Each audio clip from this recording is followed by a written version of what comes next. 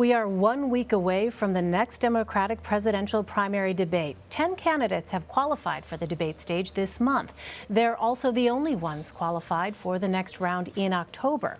Former Congressman Joe Sestak joins me now. He is also running for president, but is one of the 10 candidates still running who has not qualified for the next week's DNC debate. Congressman, thank you so much for being with us. It's great to be with you. Thank you. Let me ask you, how do you expect to be able to reach people with your campaign and your campaign message without being on that debate stage next week? As you know, I only got in about 8-9 weeks ago. My daughter's brain cancer came back, which is why I originally got into Congress and left the military. I didn't think about even getting in until she got into a safe harbor again. And so I got in late June. We laid out a plan, which is secure the beachhead in Iowa. We live in an Econo Lodge. For 60 days, we've been everywhere and had to have wonderful press there. Now we've come to the East Coast to head up to New Hampshire. And soon, just like today here, we'll go to what we call in the military the air campaign, getting on media to get the stage out. What I told people was, amateurs do tactics, experts do logistics. And our logistical effort is now to actually get into the air and make the debate stage sometime in the fall. There'll be 6 or 8 more. There'll be time. And as you saw the last debate, didn't really make much difference. Well, what do you think about the October debate stage, though? I think about sometime in the fall, we would like to be up there. We're now getting into what isn't a necessity, I tell my staff. You've got to raise the fuel to take off from the aircraft carrying your plane. That is the money in order to get onto the air, in order for people to, like right here, say, joesestak.com, I'm running, you know, and to try to garner those fuels. But first, I pretty much was representing a 2-to-1 Republican district. I won my second campaign without spending a penny of the $3 million I raised on a single campaign ad. They learned with me to disagree well. But I had town halls and grassroots approach all the time, meeting people. That's what I did out there. And that, I think, is what we've lost. Too many people about how you should campaign initially. Then I'll get onto the debate stage, but then I'll also be on the air. So it's a very systematic approach, particularly since I couldn't get in until my daughter was safe. Do you think that the rules as set forth by the DNC have been fair? Well, it's a great question, and I believe that, you know, I got off the landing craft onto a beach. I may not like the rules, but you can't complain about them. I made a decision. But I would recommend for next time that they keep the polling. I mean, we're already 9th, tied for 9th nationally on the polling. But because that shows support. But when you begin to make money to be a support, it's sort of like taxes. Everybody can find a loophole. So you can have someone, let's say, who happened to be a millionaire, and then just plows money into getting people to individually give $1. Is that a significant show of support or not? But it does show he did something. So my take is, next time, make it that shows true support, because that's what, from people, that's what Democratic Party should be about. Where have you seen the bulk of your donations coming from? Well, most of them actually have been very small donations, and that's kind of how my last ones were. Actually, even though I had a F from the NRA, 100% NARAL pro-choice, 100% from Human Rights Campaign, or 95%, about 20% of my donations from Republicans. And that's why I'm running, actually. I think it's absolutely a necessity to beat Mr. Trump.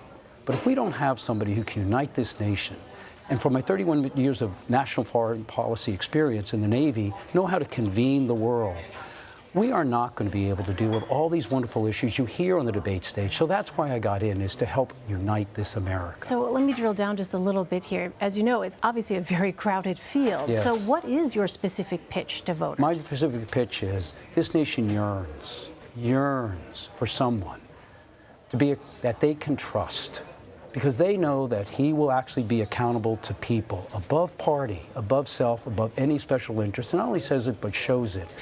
As I mentioned, I actually represented a nearly 2-to-1 Republican district, got reelected while spending a penny, and you had a very progressive, pragmatic record. Second, I stood up against my party when it mattered. Even my fine president and the establishment endorsed a Republican turned Democrat, Senator Arlen Specter, the man who had been permitted by our own party members years ago to humiliate Anita Hill. I disagreed that he should become a Democrat. Those weren't the principles I wanted in the party. I beat him from 40 points down, but it came at a cost in the general election with lack of support from my party. But that's what the nation wants. Accountability when it matters, not when the Me Too generation comes along and my party wouldn't have accepted him. That's why I'm running. for Americans, all Americans, show I can be for you above party self or any special interest. So when you look at this field, who are the candidates that you would consider to be your closest, toughest competition? Well, I don't look at it that way. What I do look at them is there's many fine candidates. But first, there's an absence of anyone who has the depth and breadth of global experience. I mean, I was on the ground at the beginning of the Afghanistan war, brief period as head of the Navy Strategic Anti-Terrorism Unit, came out commanding aircraft carrier battle group. But I served with Mr. Clinton in his White House as Director of Defense Policy to bring together the nation's national security strategy. And then I was working throughout the world, over 80 countries. So there's an absence of that. And we don't want another leader who doesn't understand military stop problems, they don't fix it. And second, we have no one who has actually demonstrated the ability, like I have, to actually stand up to their own party when they're wrong, and yet have a very progressive, pragmatic record, and be able to bring Republicans together like I did in my nearly 2-to-1 Republican district. We've got to heal our nation's soul. What's your assessment of the current state of the party? Some say it's leaning too far left. I think that it's great to have all this diversity. I think that's what it should be about. But what you want is someone who can also execute it. I was called the most productive congressman by Steny Hoyer, the majority leader, my first year in Congress. In fact, my first 2 years, I passed 19 pieces of bipartisan legislation. So do I believe in Medicare for all? Yes. But do I demonstrate how to get to it in a thoughtful way through the public option over time? Because in the military, we learned piss poor planning gives piss poor execution. And remember, we had a government that could beat Japan and Germany in 4 years, but we couldn't roll out a healthcare website in 4 years. So the difference is, do I believe in these policies? Yes.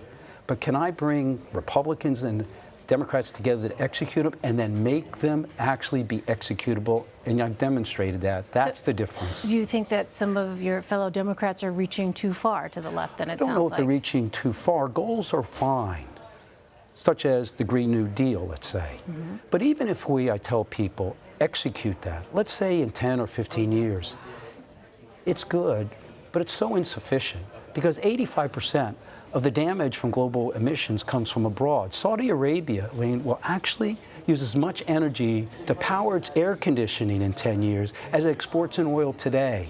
The tropics has 8% air conditioning today. It'll have 50% by 2050. If we just don't make the most efficient air conditioners be the requirement, it'll be equivalent to deforesting the Amazon, 2/3 of it. So what it is they can have good goals, but have you actually understand of how to execute them and understand that it's now one world.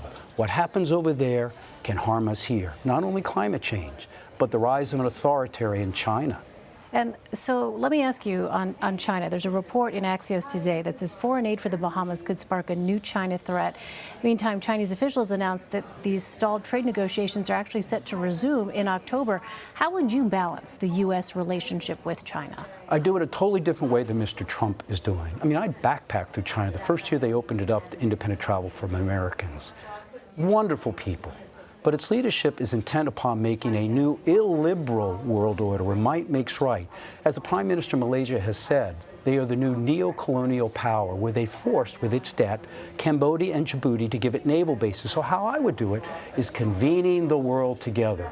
That's how we do things best. That's what makes America first. So I would take the World Trade Organization, whose rules aren't working well, but we established it and changed the rules, and then bring together the EU, Japan, all those nations in the Trans-Pacific Partnership, 40% of the GDP out there, and all those nations together say, China, these are the new rules of the World Trade Organization. You can't do illegal state company subsidies that are against the rules. If you do, you're not trading with any of us. Right now, we just go scattershot like this with tariffs, and they just move stuff into India.